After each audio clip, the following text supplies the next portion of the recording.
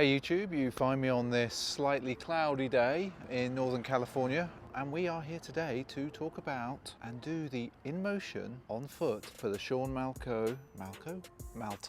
It's Malto. Sean Malto. Who knows how you pronounce it? But anyway, it is the Sean Malto, and I'm just going to peek to this way.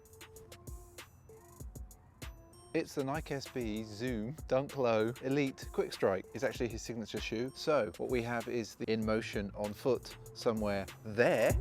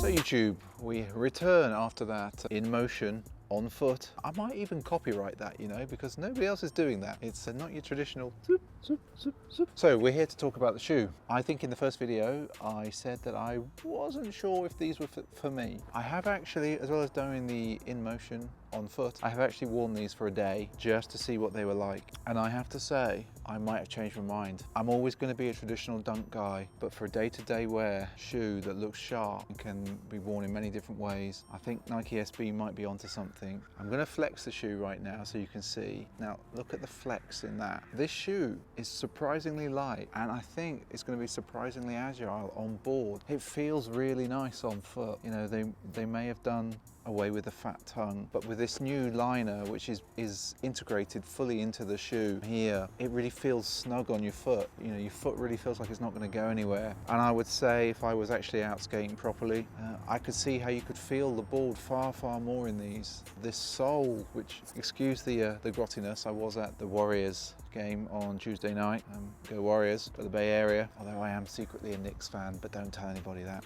I think it's actually a really good shoe. I would say, you know, Nike are positioning it as, and certainly not this pro model, but the similar shoe, they're positioning it as the Dunk Rethunk. That is a marketing man's, what were they thinking? Is that all they could come up with? Dunk Rethunk. But anyway, back to the shoe. I actually think, while it might not be a dunk, it's actually a really good shoe. I can see it's obviously taken its cues from the original dunk, and obviously the dunk has changed over years slowly, but it's actually a really good shoe. It's good to wear. It's a good on-foot shoe. I think it's actually a nice cross between an old school dunk and I suppose a athletic shoe. Right, I'm being told to round this up by the DOP. I think she's getting bored. She thinks I'm yabbering on like this. So if I was to give this a score out of 5, I'd give it a 4.5.